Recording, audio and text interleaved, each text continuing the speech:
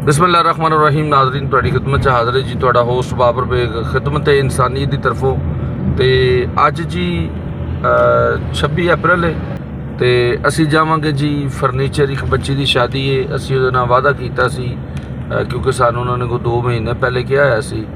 तो अलहमदुलिल्लाह अल्लाह की मदद के नाल जिहड़ा असी जा रहे हैं उन्हां वास्ते एक बैड एक अलमारी ਉਹਦਾ वादा किया सी। सो असी पूरा करन जा रहे हैं। दुआ फरमाना वो उत्थे पहुँच चुके ने तो आओ साडे नाल रहना, जाके फर्नीचर देखने और देखने कि सानू किन्ने दा मिलेगा और किस तरह का मिलेगा तो की पसंद किया है। लो आओ साडे नाल चलने फर्नीचर वाले को।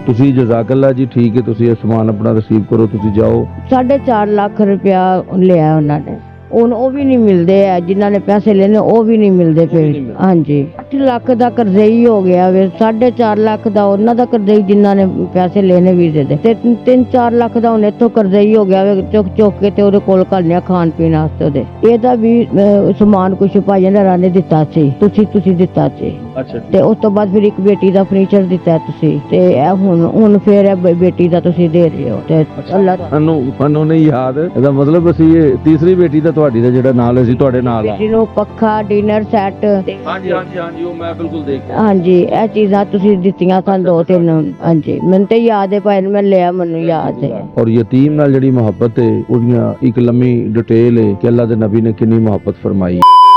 जी नाज़रीन असी आ गए जी फर्नीचर की दुकान पर और सानू एक सैट जो अलहमदुलिल्लाह वो पसंद आ गया है और उम्मीद है कि वो साढ़े मीटर च भी आ गया है।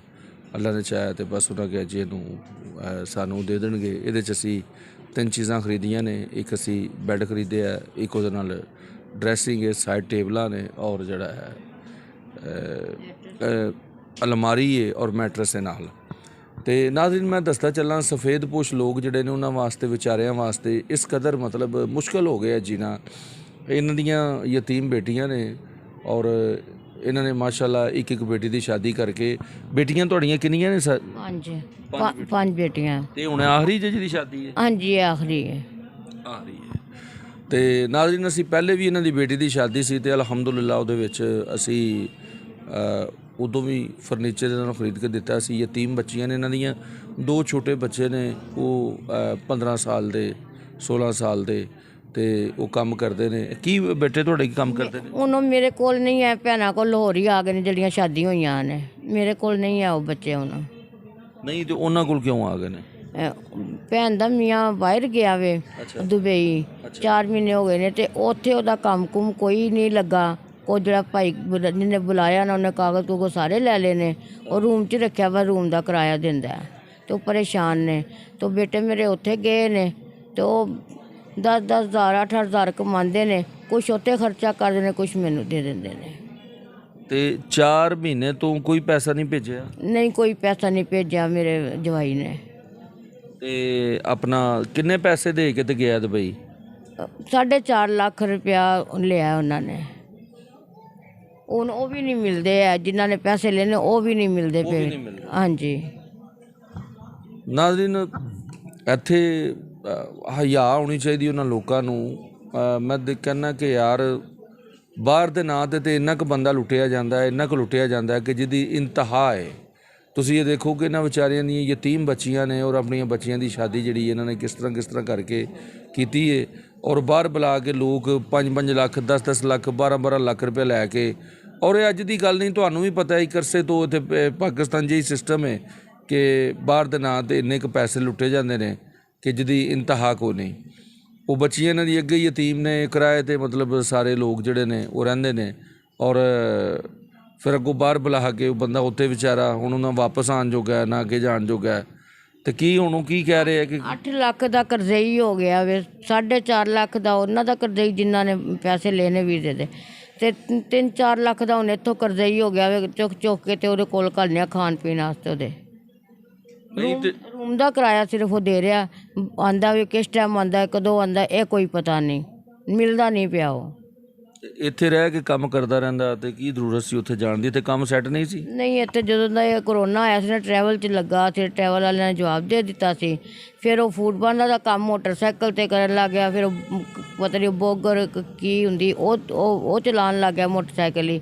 ਫਿਰ ਇਹਨੇ ਜਿਹੜੀ ਕਰੀਮ 'ਤੇ ਮੋਟਰਸਾਈਕਲ ਕਰਾਈ ਉਹ ਚਲਾਉਣ ਲੱਗ ਗਿਆ। ਲੇਕਿਨ ਉਹ ਮੋਟਰਸਾਈਕਲ ਇਹ ਸੀ ਕਿ ਜਿਹੜੇ ਕਮਾਉਂਦਾ ਸੀ ਅੱਧੇ ਮੋਟਰਸਾਈਕਲ 'ਤੇ ਲੱਗ ਜਾਂਦੇ ਸੀ। ਮਿਹਨਤ ਕਰਦਾ ਸੀ ਇਹ ਕਿਹੜੀ ਬੇਟੀ ਜੇ ਜਿਹਦੀ ਸ਼ਾਦੀ ਇਸ ਤੋਂ ਪਹਿਲਾਂ ਕੀਤੀ ਸੀ ਉਹ? ਨਹੀਂ, ਉਹ ਵੱਡੀ ਹੈ। ਇਹ ਜਿਹੜੀ ਮੇਰੇ ਨਾਲ ਆਈ ਹੈ ਤਾਂ ਛੋਟੀ ਹੈ ਤੇ ਉਹਦੇ ਤੋਂ ਵੱਡੀ ਹੈ। ਅੱਛਾ, ਵੱਡੀ। ਹਾਂਜੀ, ਇਹ ਜਿਹੜੀ ਨਾਲ ਆਈ ਹੈ ਮੇਰੀ ਬੇਟੀ, ਇਹਦਾ ਵੀ ਸਮਾਨ ਕੁਛ ਭਾਈ ਹਰਾਂ ਨੇ ਦਿੱਤਾ ਸੀ।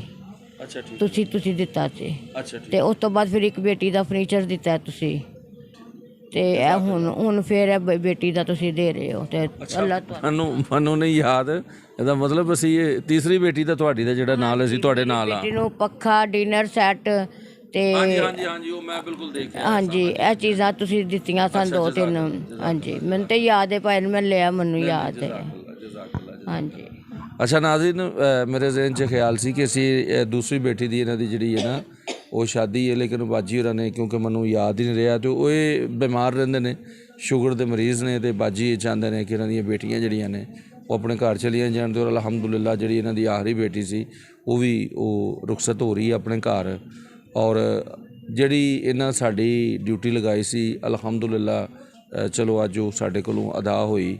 ਔਰ ਇਨਸ਼ਾਅੱਲਾ ਬਫਜ਼ਲੇ ਖੁਦਾ ਇਸ ਤਰ੍ਹਾਂ ਹੀ ਇਹ ਸਿਲਸਿਲਾ ਜ਼ਿੰਦਗੀ ਦਾ ਜਿਹੜਾ ਇਹ ਚੱਲਦਾ ਰਹੇਗਾ। ਤੇ ਤੁਸੀਂ ਤੀਸਰੀ ਚੌਥੀ ਵਾਰੀ ਸਾਨੂੰ ਟੱਚ ਕੀਤਾ ਤੇ ਕੀ ਕਹੋਗੇ? ਸ਼ੁਕਰੀਆ, ਮਿਹਰਬਾਨੀ, ਬਹੁਤ ਤੁਹਾਡਾ ਸ਼ੁਕਰੀਆ ਅਦਾ ਕਰਾਂਗੇ। ਜਜ਼ਾਕ ਅੱਲਾ। ਅੱਲਾ ਤੁਹਾਨੂੰ ਸਿਹਤ ਤੰਦਰੁਸਤ ਦੇਵੇ ਔਰ ਇਸ ਇਦਾਰੇ ਨੂੰ ਜਾਂ ਤਨਜ਼ੀਮ ਹੈ ਜਿਸ ਤਰ੍ਹਾਂ ਵੀ ਹੈ, ਅੱਲਾ ਤਾਲਾ ਨੂੰ ਹੋਰ ਅੱਗੇ ਵਧਾਏ ਤੇ ਕਾਮਯਾਬ ਕਰੇ। ਜਜ਼ਾਕ ਅੱਲਾ ਖੈਰ। ਨਾਜ਼ਰੀਨ, ਇਹ ਸਭ ਉਹਨਾਂ ਲੋਕਾਂ ਵਾਸਤੇ ਦੁਆਵਾਂ ਨੇ ਐਕਚੁਅਲ, ਤੇ ਇਹ ਉਹਨਾਂ ਅਜ਼ੀਮ ਪਾਕਿਸਤਾਨੀਆਂ ਵਾਸਤੇ ਦੁਆਵਾਂ ਨੇ ਜਿਨ੍ਹਾਂ ਦੇ ਨਾਲ ਮਿਲ ਕੇ ਇਹ ਕਾਰਵਾਂ, ਇਹ ਸਿਲਸਿਲਾ ਜਿਹੜਾ ਇਹ ਚੱਲ ਰਿਹਾ। ਔਰ ਇਨਸ਼ਾਅੱਲਾ ਬਫਜ਼ਲੇ ਖੁਦਾ ਅੱਲਾ ਰੱਬੁਲ ਇੱਜ਼ਤ ਨੇ ਚਾਹਿਆ, ਅਸੀਂ ਹੋਏ ਨਾ ਹੋਏ, ਇਹ ਸਿਲਸਿਲੇ ਦੁਨੀਆ ਦੇ ਇਸ ਤਰ੍ਹਾਂ ਹੀ ਚੱਲਦੇ ਰਹਿਣਗੇ, ਕਿਉਂਕਿ ਦਾਰੁਲ ਅਸਬਾਬ ਅੱਲਾ ਰੱਬੁਲ ਇੱਜ਼ਤ ਨੇ। ਔਰ ਬੇਟੀਆਂ ਜਿਹੜੀਆਂ ਨੇ, ਫਿਰ ਯਤੀਮ ਬੇਟੀਆਂ ਜਿਹੜੀਆਂ ਨੇ, ਤੇ ਮੈਂ ਕਹਾਂਗਾ ਤੁਹਾਡੇ ਵੀ ਕੋਈ ਆਸ-ਪਾਸ ਅੱਗੇ ਪਿੱਛੇ ਐਸੇ ਲੋਕ ਨੇ ਤੇ ਉਹਨਾਂ ਦਾ ਜ਼ਰੂਰ ਖਿਆਲ ਕਰੋ। ਔਰ ਯਤੀਮ ਨਾਲ ਜਿਹੜੀ ਮੁਹੱਬਤ ਹੈ ਉਹਦੀਆਂ ਇੱਕ ਲੰਮੀ ਡਿਟੇਲ ਹੈ ਕਿ ਅੱਲਾ ਦੇ ਨਬੀ ਨੇ ਕਿੰਨੀ ਮੁਹੱਬਤ ਫਰਮਾਈ ਹੈ। ਤੇ ਤੁਸੀਂ ਜਜ਼ਾਕ ਅੱਲਾ ਜੀ, ਠੀਕ ਹੈ, ਤੁਸੀਂ ਇਹ ਸਮਾਨ ਆਪਣਾ ਰਿਸੀਵ ਕਰੋ, ਤੁਸੀਂ ਜਾਓ। ਤੇ ਸਾਡੇ ਜਿਹੜੇ ਦੋਸਤ ਅਹਿਬਾਬ ਨੇ, ਜਿਹੜੇ ਸਾਡੇ ਭਾਈ ਨੇ ਨਾਲ ਸਾਡੇ, ਉਹਨਾਂ ਵਾਸਤੇ ਸਿਰਫ ਦੁਆਵਾਂ ਦੀ ਅਪੀਲ ਹੈ, ਇਸ ਤੋਂ ਇਲਾਵਾ ਕੁਝ ਵੀ ਨਹੀਂ। ਇਨਸ਼ਾਅੱਲਾ ਸਾਡੀਆਂ ਦੁਆਵਾਂ ਨੇ ਉਹਨਾਂ ਦੇ ਨਾਲ।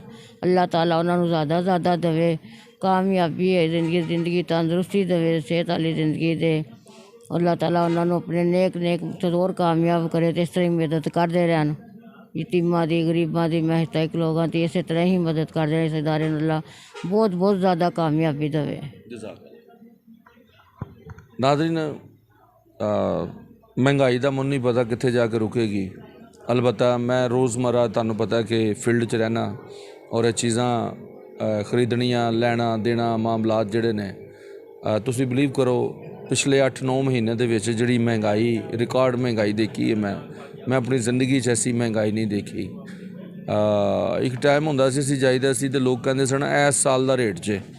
ਫਿਰ ਅਸੀਂ ਉਹ ਵੀ ਟਾਈਮ ਦੇਖਿਆ ਕਿ ਲੋਕਾਂ ਨੇ ਕਿਹਾ ਯਾਰ ਇਸ ਮਹੀਨੇ ਦਾ ਰੇਟ ਜੀ, ਅਗਲੇ ਮਹੀਨੇ ਕੁਛ ਨਹੀਂ ਕਹਿ ਸਕਦੇ, ਤੇ ਲੈ ਲਓ ਚੀਜ਼, ਫਲਾਣੀ ਤਰੀਕ ਨੂੰ ਰੇਟ ਆਏਗਾ। ਅੱਜ ਇਹ ਆਲਮ ਹੋਇਆ ਪਿਆ ਵੇ ਕਿ ਰਾਤੀ ਚੀਜ਼ ਲੈਣ ਜਾਈਦੀ ਤੇ ਉਹ ਕਹਿੰਦਾ ਭਾਜੀ ਇਹ ਹੁਣ ਤੱਕ ਹੀ ਜੇ, ਰਾਤ ਤੱਕ ਹੀ ਹੈ। ਤੇ ਉਹਨੂੰ ਕਹੀਦਾ ਸਵੇਰੇ ਫਿਰ ਆਵਾਂਗੇ, ਤੂੰ ਕਹਿੰਦਾ ਨਹੀਂ ਸਵੇਰੇ ਆਓਗੇ ਤਾਂ ਸਵੇਰੇ ਰੇਟ ਹੋਰ ਹੋਏਗਾ। ਔਰ ਅਸੀਂ ਰੋਜ਼ਮਰਾ ਦੇਖਿਆ, ਮਤਲਬ ਅਸੀਂ ਇੱਕ ਚੀਜ਼ 40-40, 50-50 ਹਜ਼ਾਰ ਰੁਪਏ ਦਾ ਇੱਕ ਰਾਤ 'ਚ ਡਿਫਰੈਂਸ ਦੇਖ ਰਹੇ ਹਾਂ, ਔਰ ਇਹ ਹੋ ਰਿਹਾ ਪਾਕਿਸਤਾਨ 'ਚ। ਤੇ ਅੱਲਾਹ ਤਾਲਾ ਸਾਡੇ ਵਾਸਤੇ ਆਸਾਨੀਆਂ ਫਰਮਾਏ, ਪਾਕਿਸਤਾਨ ਨੂੰ ਕਾਇਮ ਤੇ ਦਾਇਮ ਰੱਖੇ, ਔਰ ਜਿਹੜਾ ਆਸਾਨੀ ਵਾਲਾ ਮਾਮਲਾ ਉਹ ਫਰਮਾ ਦੇ। ਲੇਕਿਨ ਜਿਹਦੇ ਕੋਲ ਪੈਸੇ ਨੇ ਉਹਦੇ ਵਾਸਤੇ ਤਾਂ ਕੋਈ ਮਸਲਾ ਨਹੀਂ, ਲੇਕਿਨ ਜਿਹੜੇ ਇਸ ਤਰ੍ਹਾਂ ਦੇ ਗਰੀਬ ਲੋਕ ਨੇ ਉਹਨਾਂ ਵਾਸਤੇ ਰੋਟੀ ਦੇ ਵੀ ਜਿਹੜੇ ਮਸਾਇਲ ਨੇ ਉਹ ਮੁਸ਼ਕਿਲ ਹੋ ਗਏ ਨੇ। ਰਾਤੀ ਮੈਂ ਇੱਕ ਲੜਕੀ ਦਾ ਇੰਟਰਵਿਊ ਕਰ ਰਿਹਾ ਸੀ, ਦੱਸ ਰਹੀ ਸੀ ਕਿ ਬਾਬਰ ਸਾਹਿਬ ਇਹ ਸੀਤ ਤੇ ਲੋਕਾਂ ਨੂੰ ਰੋਟੀ ਵੀ 2 ਟਾਈਮ ਦੀ ਪੂਰੀ ਜਿਹੜੀ ਹੈ, ਜਿਹੜੇ ਮਾੜੇ ਬੰਦੇ ਸਨ ਉਹ ਵੀ ਉਹਨਾਂ ਵਾਸਤੇ ਪੂਰੀ ਨਹੀਂ ਹੋ ਸਕੀ, ਕਿ ਮਾਮਲਾ ਤੇ 7 ਤੱਕ ਚਲੇ ਗਏ ਨੇ। ਅੱਲਾ ਆਸਾਨੀ ਵਾਲਾ ਮਾਮਲਾ ਫਰਮਾਏ। ਇਹਦੇ ਨਾਲ ਹੀ ਮੈਂ ਇਜਾਜ਼ਤ ਚਾਹਾਂਗਾ। ਫਿਰ ਇਨਸ਼ਾਅੱਲਾ ਤੁਹਾਡੀ ਖਿਦਮਤ 'ਚ ਹਾਜ਼ਰ ਹੋਵਾਂਗਾ ਕਿਸੇ ਨਵੇਂ ਵੀਡੀਓ ਨਾਲ। ਉਦੋਂ ਤੱਕ ਇਜਾਜ਼ਤ ਦਿਓ। ਪਾਕਿਸਤਾਨ ਜ਼ਿੰਦਾਬਾਦ।